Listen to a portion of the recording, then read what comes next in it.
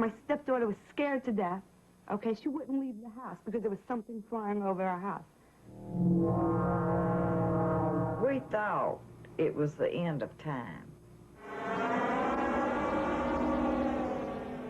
When I regained consciousness, I was on board of this, apparently on board the spacecraft, and I encountered two different types of beings.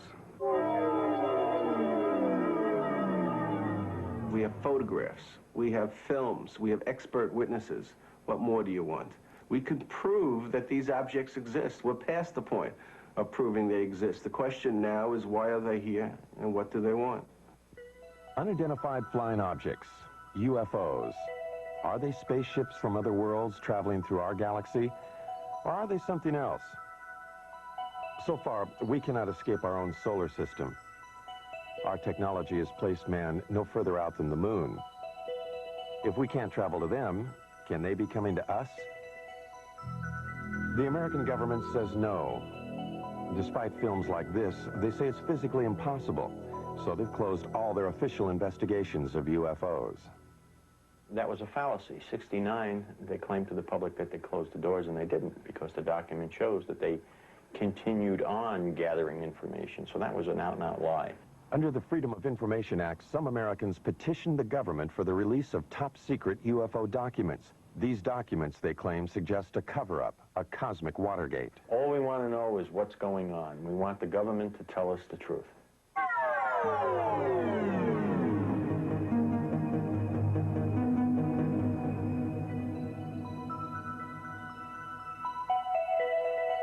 The truth, some believe, is that a higher intelligence from a planet far beyond our galaxy has mastered a technology that makes it possible for them to do things we can only dream of. They believe that these beings are penetrating the galactic mist that shrouds and protects our planet. Some believe that these extraterrestrials' technology is so advanced that they might even have visited us long before the birth of Christ. Are there secret messages carved in the stones of the pyramids of Egypt? Messages that tell us of the mysterious voyages of ancient astronauts? On the pyramids of Egypt and Mexico and in primitive cave drawings all over the world, there are carvings and images that many describe as being of intergalactic travelers dressed in spacesuits and helmets.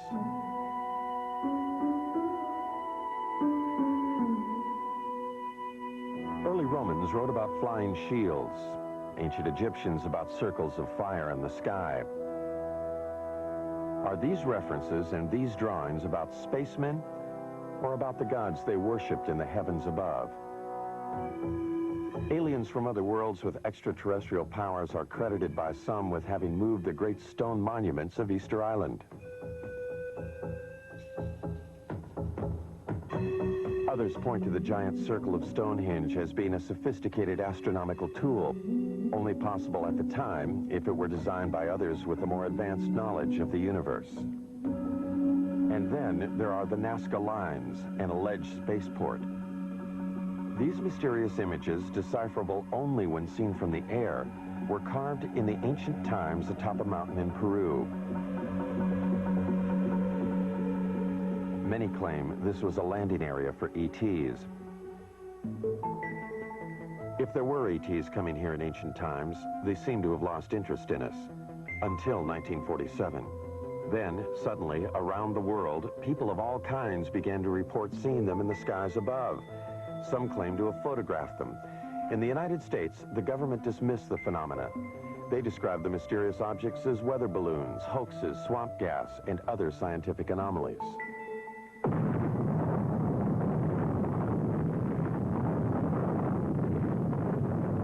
World War II had just ended. A new age had begun at the Alamogordo Flats of New Mexico. The atomic bomb had unleashed an energy that some believed would take us beyond the stars. Reason enough, some say, for those higher intelligences who dwell in other worlds to return for a second look at us Earthlings. They would have to look beyond the shadows of our mushroom clouds. They would need to know what our universal intentions were. In the years after the war, Navy and Air Force pilots regularly reported sightings of UFOs. Repeatedly, these sightings were dismissed by the military. One pilot, Captain Thomas Mantell, radioed he was pursuing a UFO. The saucer-shaped craft, he said, was moving at speeds unknown to man. He pursued the craft until his own plane exploded in midair. The Navy investigated the crash and attributed the explosion to the pilots pushing his plane too high and too fast. Others said Mantell was a casualty of an extraterrestrial attack. UFO proponents charged a government cover-up, the first, they say, of many.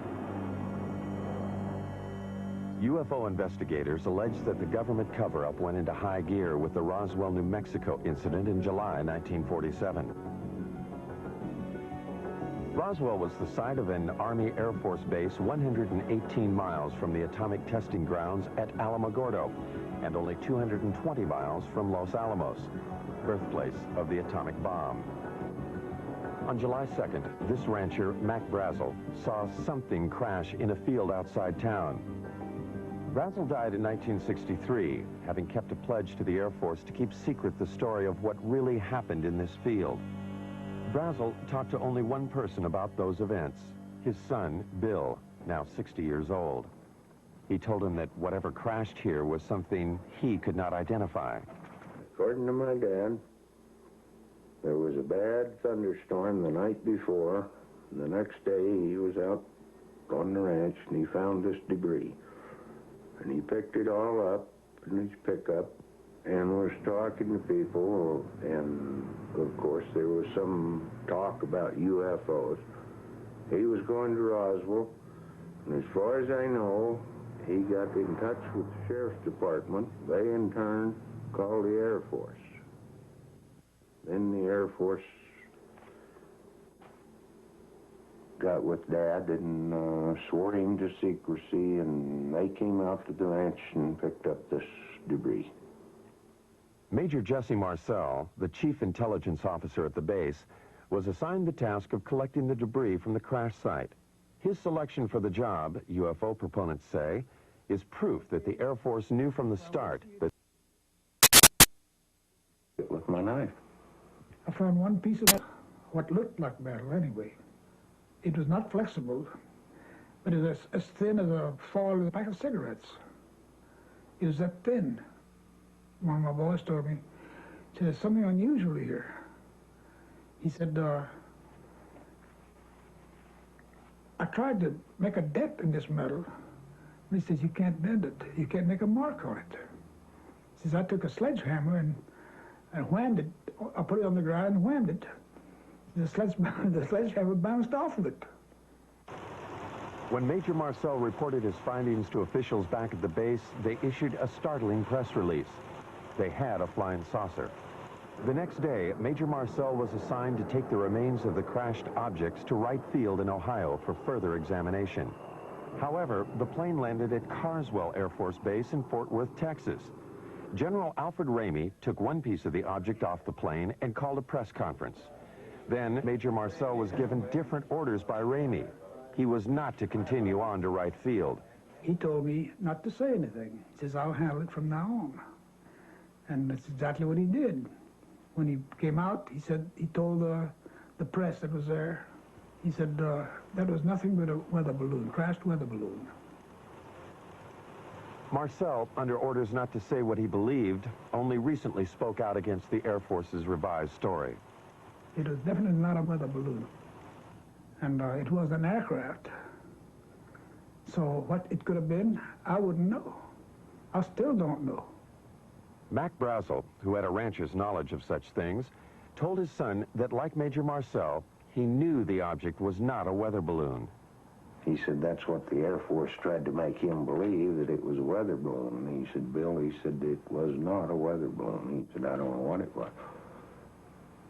But he said it was something altogether different and much bigger. If extraterrestrials are going... Philip Klass, the military expert, disagrees. The fact of the matter is that it was not a weather balloon as such. It used a weather balloon as a vehicle, but what it was is called a radar corner reflector. It's an object that is roughly hexagonal so that it can be tracked by radar, and no matter what angle this hexagonal thing is pointing, it always returns a strong radar echo. So the object was not a weather balloon as such, but it used a weather balloon to hoist it. If the object were only a weather balloon, UFO proponents say, then why did the Air Force pledge Mac Brazel to secrecy?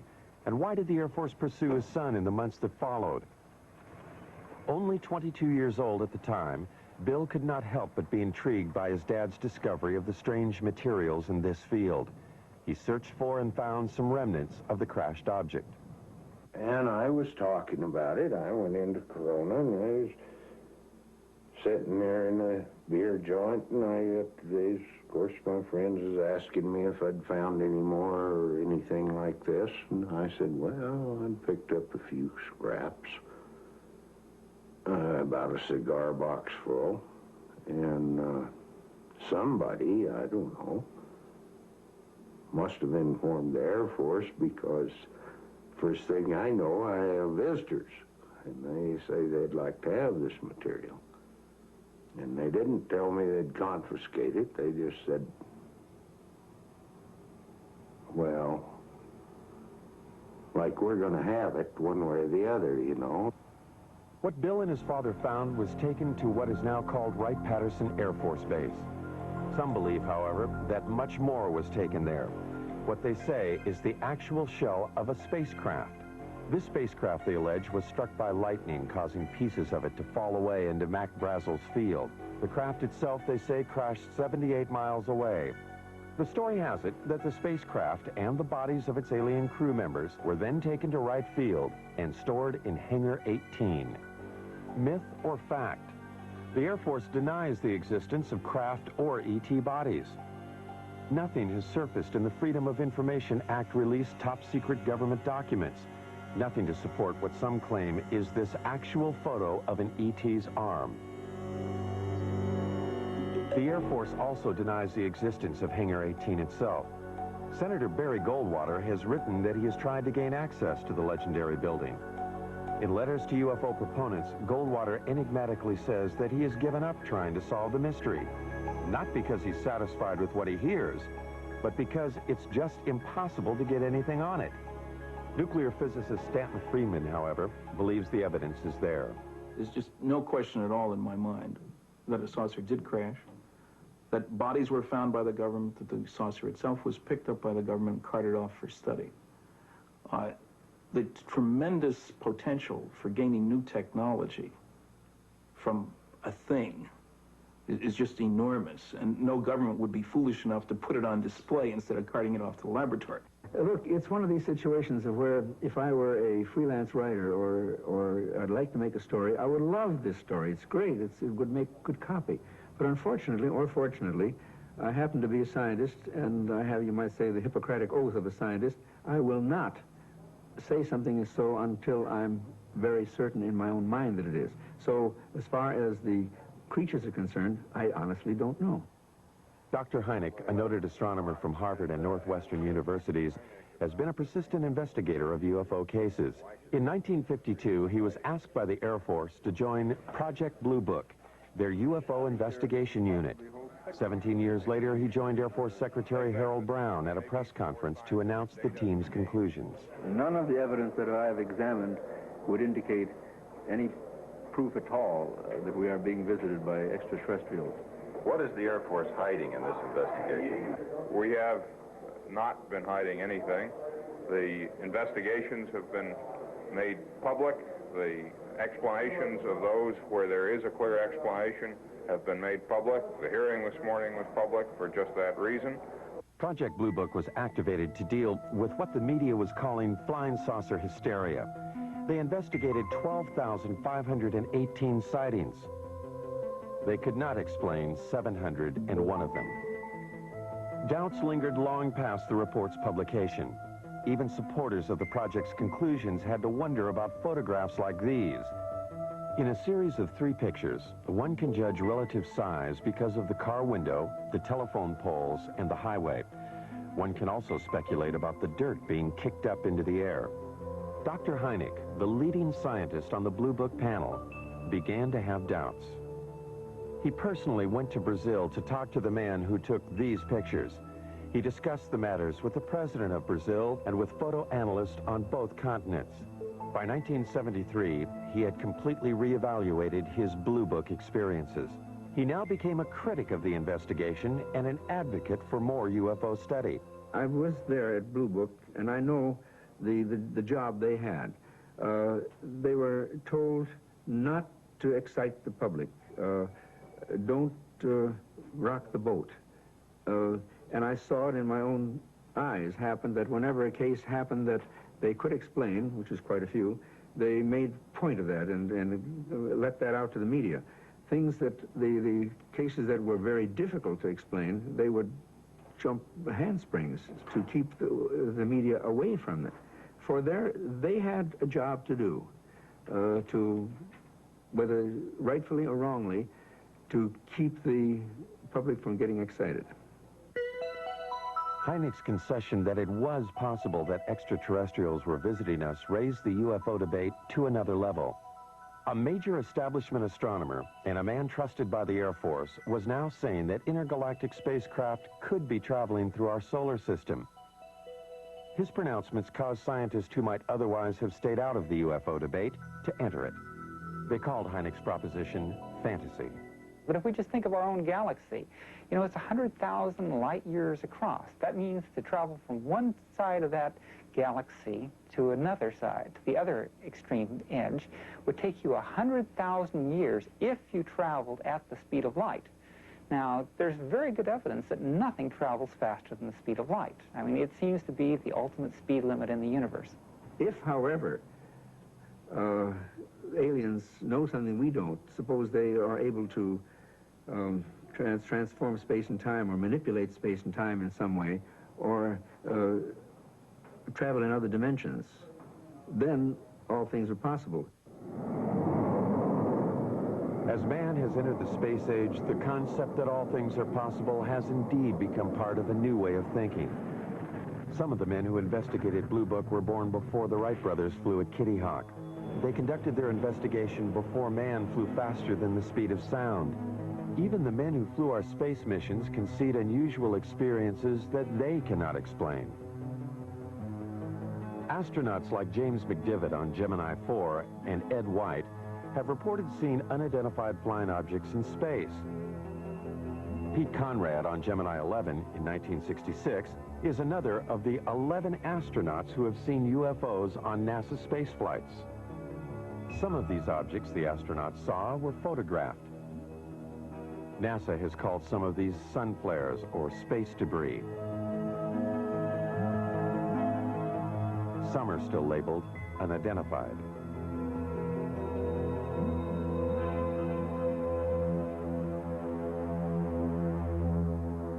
Astronaut Gordon Cooper was so impressed with an unidentified flying object he saw that he wrote about it to a special United Nations commission studying the phenomena. He wrote, "I believe these extraterrestrial vehicles and their crews are visiting this planet from other planets, which obviously are a lot more technically advanced than we are here on Earth." Recently, Cooper reversed himself. He does not now believe that what he saw was an extraterrestrial spacecraft. Another of the original Mercury 7 astronauts, however, has not changed his mind about what he saw on a test pilot flight in 1952. Deke Slayton. As I closed on this thing, well, it looked like a weather balloon, and that's what I presumed it was. And I had plenty of gas and time, so I decided I'd just come back around and make a pass on it. And I got around where I should have been coming back on this thing. All of a sudden, it didn't look like a balloon anymore. It looked like a saucer sitting on edge, about a 45-degree angle. I didn't have any gun camera film on board, unfortunately, or I'd have shot some pictures of it.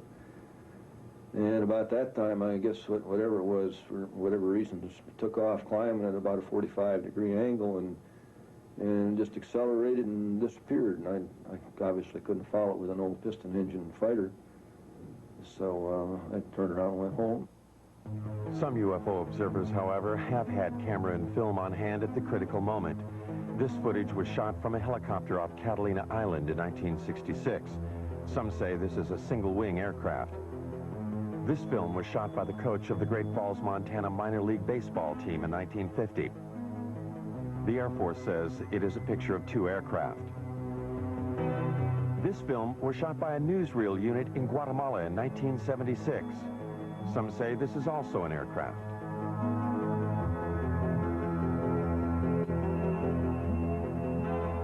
This film was taken by a Navy cameraman on vacation in Tremonton, Utah in 1952. The Air Force speculates that these are seagulls. Dr. Hynek disputes the Air Force's explanation of these films. This, plus his feelings about the eyewitnesses, helped change his mind. I began to get certain doubts because not so much of any specific case, although there were quite a few, it was the people themselves. I said to myself, well, now, come on, how much longer am I going to call these people crazy? And when I changed my glasses, you might say, a little bit, and took a view that maybe these people aren't crazy, and began to realize what sort of people they were, the people who would be accepted in any court of law as a witness, let's say, good, solid people, I said to myself, well, the time has come to maybe change my attitude. It was Hynek who coined the expressions close encounters of the first, second, and third kinds. A close encounter of the first kind is one that centers upon a visual sighting. Hynek investigated first-kind encounters in 1983 in New York State. Local residents and commuters just 40 miles from New York City had been reporting sightings of an unusual object in the night skies for over a year and a half. Sightings were reported on at least 50 separate nights during the 18-month period. Over 9,000 eyewitnesses, lawyers, teachers, CPAs, advertising executives, nurses, and factory workers reported seeing the unidentified phenomena. Newspapers and television almost weekly carried reports of the sightings. From different places throughout the area, eyewitnesses all reported seeing the same thing. I looked up, and right over my head, virtually, it wasn't far off, it was right over my head and very still, there was a rim of lights in the shape of a triangle. It was just a tremendous object. It was anywhere from wingtip to wingtip, about 50 or 60 yards. These were very, very unusual lights. I've never seen anything like it in my life, and so I pulled my car over and I had to take a look. I mean, he would drive down the road and look up in the sky. Some people, like Bob and Lori Pozzioli, were determined to film the object. And then one night, he spotted this one round object. And that's when he called me, and he said, quick, let's get the camera. And we did. Oh, good God. I don't know. Not quite. I'm going to tell you something, honey. I don't know what the hell it is. It's rotating. Bob and Lori photographed this unidentified flying object near their home in Brewster, New York. Bob is a vice president in a Manhattan computer firm. Some of their friends and Lori's parents thought they were crazy, despite this photographic evidence. Yeah, it's turning very, very slowly. 9,000 odd people have seen this thing, or whatever it is, and they all just can't be crazy. Bob and Lori have 2 children. They are concerned about what they saw in the sky. They also wonder why the government hasn't investigated the event. Their concern is shared by David Scarpino, an accountant who works in New York City. Scarpino, a family man, has publicly called for a government investigation. He and others, like Bill Healy, a meteorologist at the county airport, made this demand at a town meeting. Public furor has been led by County Clerk Dennis Sant. Sant feels that a government investigation is indicated by the fact that eyewitnesses have all reported seeing the same thing. You know, the movement was almost like a probing movement. It was very slow, and it stopped periodically and stationary, where it just came to a standstill, and then it would move to another position, and the movement from one position to another was just extremely slow. Now, the speed at which it was going at that point was very slow, because I had to walk at a very slow, deliberate gait to keep up with the lights. Every step I took, it moved a little bit. It moved in a very straight line, very slowly. There was absolutely no noise. When I walked away from it, at that point, it started to rotate virtually, almost as it was on an axis. It didn't make a big loop. It just rotated.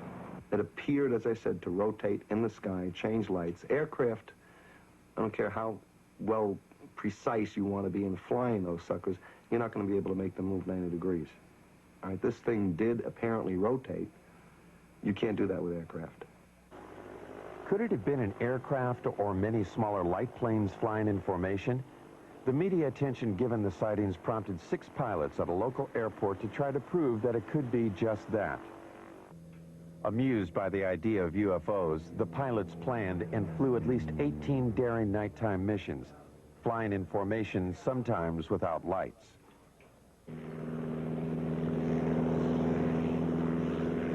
This hoax fooled at least some of the eyewitnesses, but not Bob and Lori. They claimed that in addition to photographing the UFO, they also videotaped the light airplanes as they enacted their hoax. There are 6, and the lead one has his 3 lights on. Everybody else only has 2. But you hear the engines? Some UFO investigators agree that many of the reported sightings were probably of the hoax. But some eyewitnesses, they say, were clearly able to differentiate between the hoax and the unidentified object. As it was coming over, there was a star in the sky, and as the lead light went under that star, right behind it, you could still see the star, which meant it was not a solid object. And as it was going overhead, you did hear engines. All right, now, what kind of aircraft engines, I don't know, but you did hear aircraft engine noise.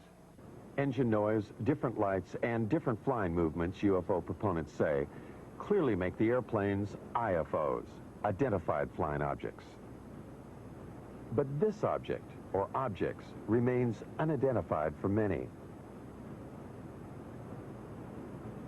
Some eyewitnesses refuse to accept the possibility that these are also the lights of the airplanes. I know what it wasn't. It wasn't an ultralight. It wasn't a blimp. It wasn't gas. No one's tried to tell me what it was, but I know what it wasn't. Investigators have subjected the videotape images of the hoax and the unidentified lights to various computer analyses. By digitalization of the images, they hope to be able to determine if the area between the lights of the UFO was solid, indicating one craft. The airplanes, they hope, would show night sky in the center of the lights. Physicist Al Hibbs. Pictures like this, night sky, a few lights, taken with a television camera that was perhaps being moved, not deliberately, but accidentally while I was taking the pictures. There's really nothing you can say about these things. In one case, a very good explanation is offered, and I see no reason to disbelieve it. In the other case, there's no explanation. I certainly can't offer one. I would love it if some UFOs were extraterrestrial objects being piloted by extraterrestrial beings. I think that'd be the most marvelous discovery of the history of man. I'd love to have that be true. So I'm not going to say that foreign objects, artifacts made by intelligent creatures in the solar system, I'm not going to say that's preposterous. I'm going to say it is so unusual, so immensely important, that I'm not going to assign any sightings like this to that phenomenon without a lot more data. Insufficient data, the object remains unidentified. For government officials, therefore, it is of no consequence. But for the New York eyewitnesses, the question of what it is remains. They find the government's apparent lack of interest puzzling. The government didn't come to me as a rational individual. As an accountant, I like concrete things. I like evidence. For them to say that I didn't see anything without really talking to me and investigating it means that they were trying to hide something. And that was my feeling from the very beginning. They know something, okay? They know something. Either they know that there's something up there, and they want to investigate it themselves and don't want other people trying to handle it, or they're doing something. But if they're doing something, then let people know about it.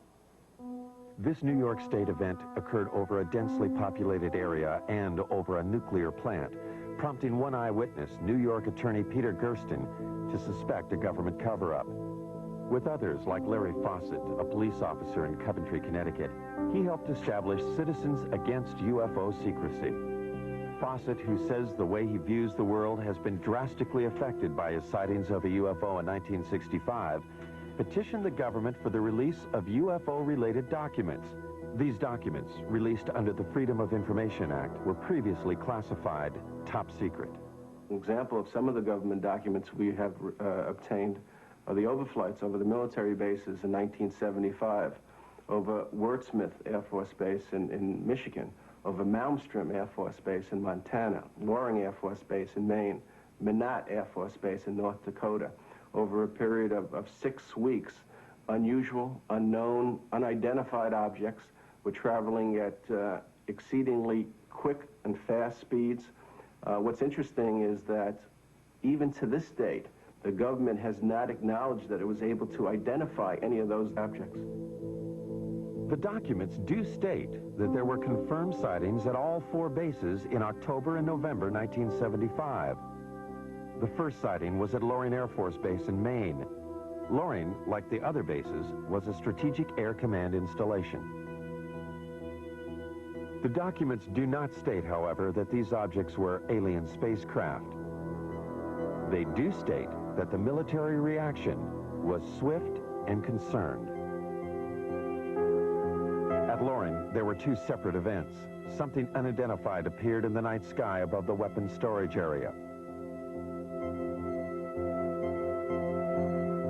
Larry Fawcett, having learned of the event in the released documents, investigated. Military people and guards in and around the weapons storage areas began to report lights hovering or landing within the weapons storage areas. Military people would respond to the area only to see the lights go out and the object disappear and then reappear over the runway. It's described as football-shaped, the length of maybe 2 or 3 vehicles, cars, if you will. The witness telling us that there are shimmerings of heat, as you would see off a desert scene in a movie. When we questioned the individual, could it have been an aircraft? Could it have been a helicopter? The military person, and I'll give you his name, Steve Eichner, telling us, no, I know what helicopters look like. I've been around aircraft. I work on aircraft. This is something I've never seen before. The official records, which I quote in my book, indicate that on the first night, it certainly was a helicopter. It was described as a helicopter. Now, if the officers on the base, experienced pilots, if they don't know a helicopter, and we have to depend on some GI who's not a pilot, who comes forward not at the time, but years later, he claims to have been there and claims it was not a helicopter. Again, let's go on the official records. It is the official records that Fawcett uses to substantiate his claim that helicopters could not be the explanation. The military response at all 4 bases, he says, was too dramatic. From our documentation, we know of pursuits that occurred, scrambling of aircraft from Loring Air Force Base, and the chases went up into the Canadian territory, if you will, only to be lost around New Brunswick somewhere up in that area. There's no question there were overflights of unknowns, sometimes referred to as helicopters, but if you talk to the people, read the official government statements, it's clear that they were concerned, that there were scrambles of jets to go after these things, that they were being observed by highly qualified people. We were lied to, flat out, about those cases. And as a matter of fact, some of the documents we eventually got clearly indicated that there were instructions to local base commanders. Don't say anything about the sightings at the other bases. Make it appear to be an isolated instance. Military authorities will not comment on the 1975 overflights. They simply state that at any SAC installation, there would always be an immediate defensive response to anything unknown. Putting planes in the air, they say, does not confirm a penetration of an intergalactic craft.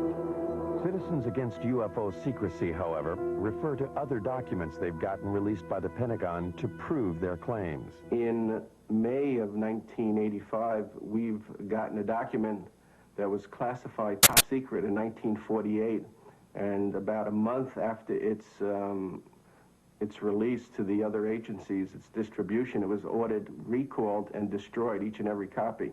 One copy was kept, and it has remained top secret, classified top secret for the last, 40 years almost. And in the document, the government acknowledges back in 1948 the existence and reality of the objects.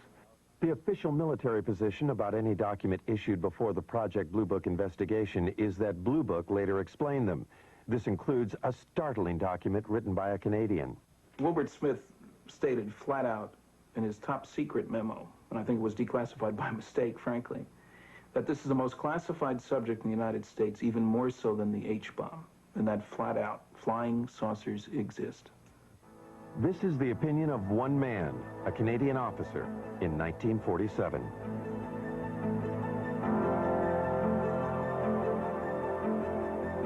For proof that flying saucers do exist, some critics demand more than just the accounts of those who have had close encounters of the first kind, visual sightings.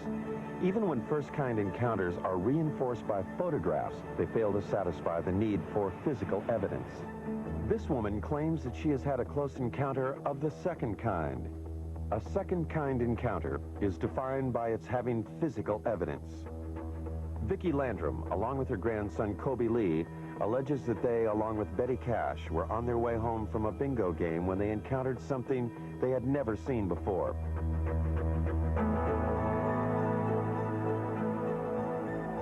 The alleged event took place on December 28, 1980. Vicky and Colby were driving in Betty's car on Highway 1485, 30 miles from the Houston airport and only 37 miles from NASA's American Space Headquarters.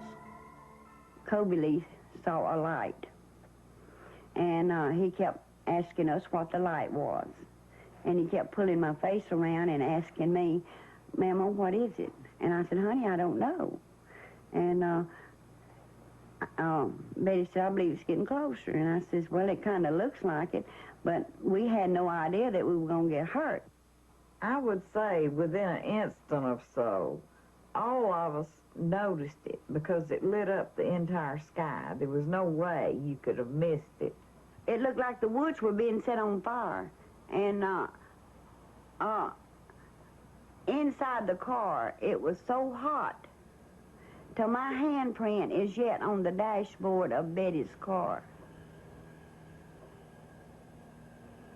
They got out on their side of the car. I stepped out on mine. I stood behind the car door for just a second or so, and I walked toward the front of the automobile.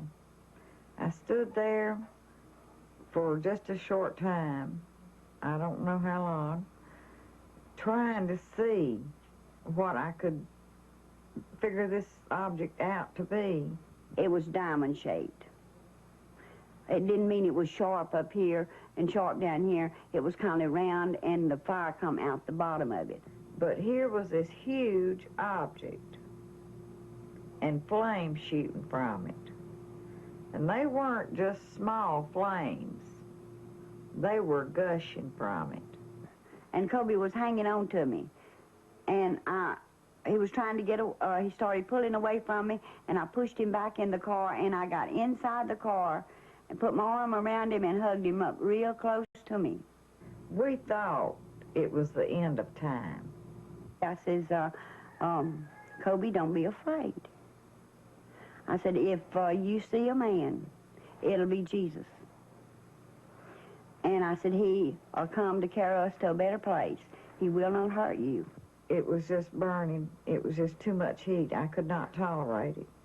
So Vicky screamed and begged for me to get back in the car. Well, I did, but I had to use the end of my leather jacket in order to open my car door to get back in. That's just how hot it was. And when the object lifted and slowly moved over to the right of us, her and Kobe saw some helicopters. There were so many of them, it sounded like a tornado. And we counted 23. I counted 22, really. But Kobe said, there's one more. And I said, yeah, baby, that makes 23. And there were helicopters on both sides and also over the top of the object, or like they were trying to hem it in. The only apparent proof the women have for what happened to them is the illness they claim they suffered as a result of the encounter.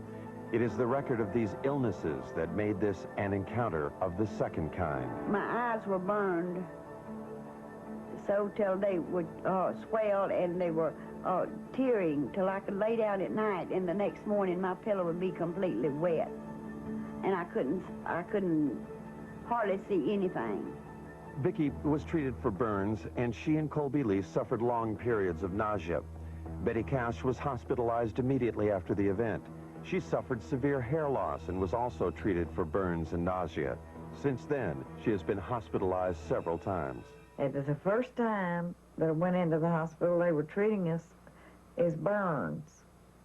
But then, after they found out really what had happened, then they started to treating us as radioactive burns. And since, I have had cancer. Betty's hospital records do not explicitly state that she was treated for radioactive burns. They do state, however, that she exhibited the symptoms similar to someone who might have been exposed to a radioactive element. Betty further maintains that she had no cancer history previous to the alleged encounter. Her records do confirm, however, that she does now have the disease. No, I'm not well, by no means. I wish, I pray, that I could be. With the help of Peter Gersten, the New York attorney for Citizens Against UFO Secrecy, the two women have sued the government to find out what it was they encountered that night. Was it a UFO, or an American weapon gone awry, or something else? I believe the story is a hoax. There is absolutely no evidence. The women's story is supported only by the claim of Betty Cash that she had serious health problems after the alleged incident. From my review of the Cash Landrum case, I would say that there's no question that an event took place, that those people were near something that was emitting radiation. I don't think it was an alien spacecraft, frankly. I think it was a nuclear-powered aircraft. That's why all the helicopters, it's standard practice if there's a classified system around. There are guys ready to go there to keep somebody else from getting that should it crash. The facts are that the U.S. Defense Department investigated. They could not locate 22 twin-rotor helicopters that could possibly have been flying in that area. And in fact, as Colonel Saran, who made the investigation, told me, he said, Phil, this occurred over the Christmas, New Year's holiday. He said, you couldn't get that many helicopters. You couldn't get a military operation into the air over the Christmas, New Year's holiday unless the nation was at war. The object was there. It existed. There's no question about that. What's interesting is that for the first time, the government has suggested that it wasn't theirs, that it was possibly a true UFO. And nowhere has the government ever admitted, other than this basic document that we've gotten from 1948, that UFOs exist. I love this country and for all it stands for, but I wish they would tell us the truth. If extraterrestrials are coming here, what do they want? Are they coming here just to observe us, or are they making actual contact with some of us? Contact with an alien is what Dr. Hynek calls, and what Steven Spielberg has celebrated in the movies, as a close encounter of the third kind. Charlie Hickson says he's had such an encounter. These things, evidently, they're coming from another world somewhere. I don't know what message they have for us or what they intend to help us, but certainly they're not going to harm us because they didn't harm me. Charlie Hickson's alleged abduction aboard a UFO in 1973 followed the story of Betty and Barney Hill's abduction in Exeter, New Hampshire in 1961. A most recent claim of a close encounter of the third kind occurred not in the backwaters of Mississippi, but in the heart of New York City. Rosemary Osnato. Suddenly I hesitated, or I couldn't seem to put the key in the door. And I just turned around and wanted to go up to the roof. And this seemed rather odd because you just don't do that in New York. You don't go up on the roof at 1 o'clock in the morning. It's just not something you do. And yet I was doing it. And it seemed to be a very bright light that was shining in the hallway. And I thought this was moonlight at first, you know, and apparently it wasn't moonlight, because when I got up there was a very bright light up on the roof. And then it went out for a few seconds. And then it came back on again. And I was just lifted, physically lifted, in that beam of light. When I got into the craft, I was led by a group of, I guess, more than one, group of grayish-skinned, small men or women, I don't know what they were, but large eyes, thin, frail, and they communicated telepathically.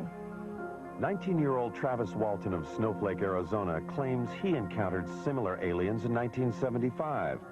Walton was, in his words, zapped by a blue light when the spaceship appeared when he was working in the forest. When I regained consciousness, I was on board of this, apparently on board this spacecraft, and I encountered two different types of beings. The first type of creature I saw was about 5 feet tall.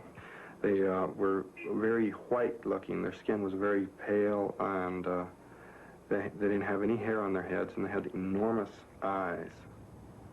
There was a type of being there that, you know, anyone else would consider to be look very human-like. Walton was found on a roadside 5 days after he disappeared from the forest. He could, however, recall only what seemed like an hour of time passed. Time he claims he spent aboard an alien spacecraft. Now 29, he reflects on that experience. I lost my job. The effects were quite negative. You know, time lost. You know, it's a very disturbing thing in my life. A lot of negative publicity, really. You know, this is a kind of a stigmatizing thing for people to, you know, consider you. You know, a certain percentage of people think that you're wacko. What Travis Walton and others claim they have experienced has, according to some, now been validated by government documents. About to join the literature of third-kind encounters is the startling tale of an alleged landing of a spacecraft outside an American Air Force base in Rendlesham, England. The American military admits they are still withholding 6 documents. In the Bentwaters case, we have an eyewitness, which is rare. We have an audio tape made at the time of the actual event. We have a government document which corroborates the existence of the incident. The government has no reason to withhold the information. The UFO is said to have crashed in the Rendlesham Forest in an area 2 miles from the American military installation. Released Air Force documents confirm that military personnel were dispatched to the site on the first night. They reported seeing the lights of the mysterious craft. On the second night, after Geiger counter readings indicated increased radioactivity in the area where it seems something could have landed, the commanding officer of the base, Colonel Charles Halt, along with several officers and enlisted men, also reported seeing the UFO. Halt wrote this document reporting the sighting. It clearly indicated the presence of a strange glowing light that illuminated the entire forest. It tells of pulsating red and blue lights and of the objects disappearing.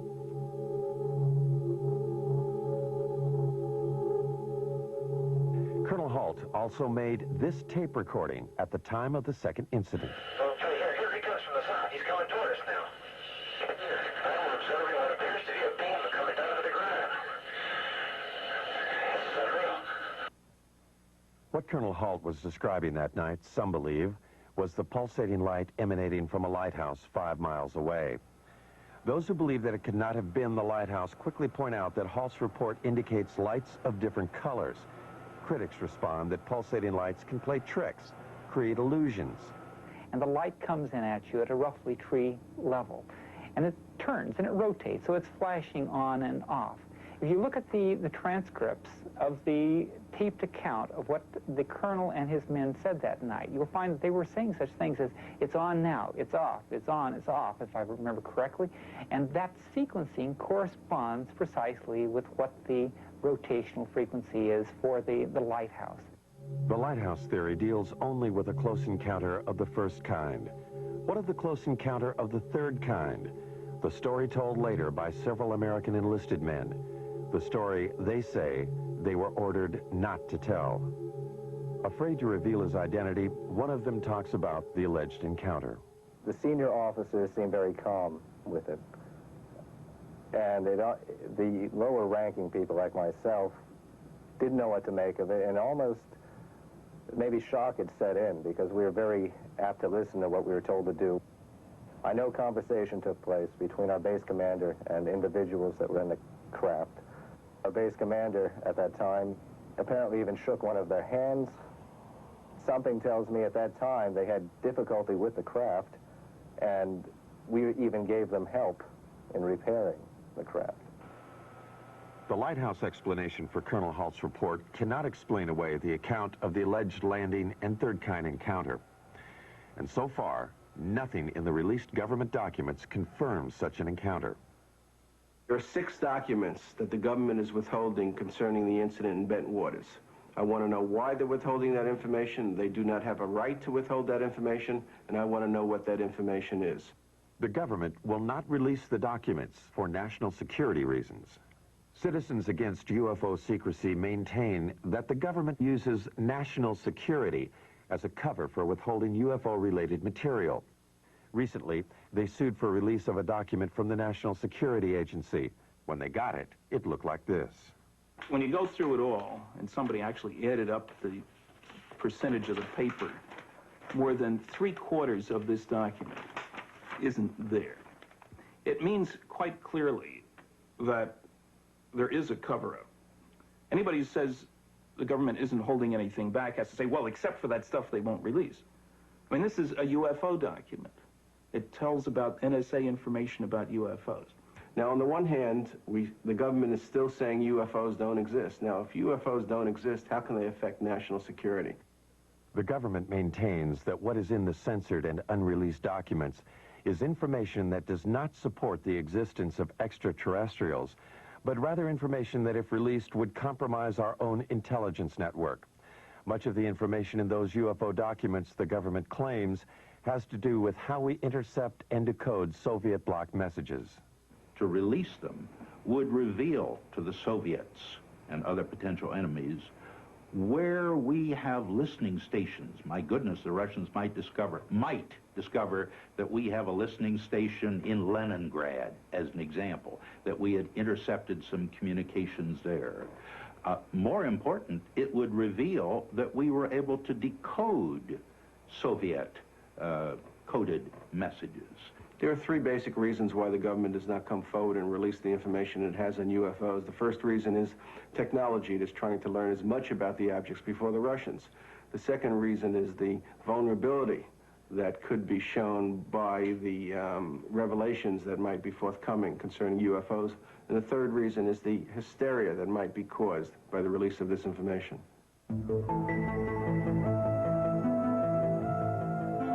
Are these spaceships from other worlds?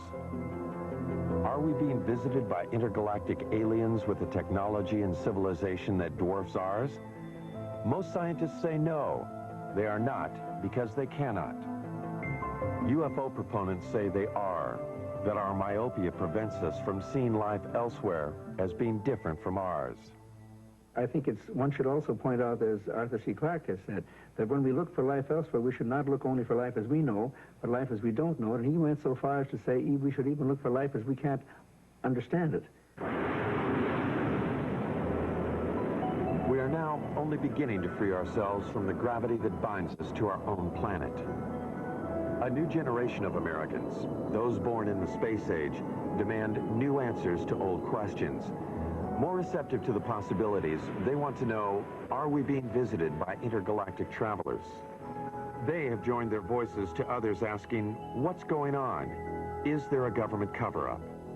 Do the unreleased documents contain evidence that proves that UFOs over our nuclear plants and air bases are actually from other worlds, or are they from earthly neighbors? Most scientists agree that there is life in the universe, but that it cannot travel here. They hope only to communicate with that life with giant radio telescopes. These scientists believe that what is being hidden in the government documents is probably not secrets of other worlds, but the secrets of an earthbound Cold War. Either way, we want to know what's going on.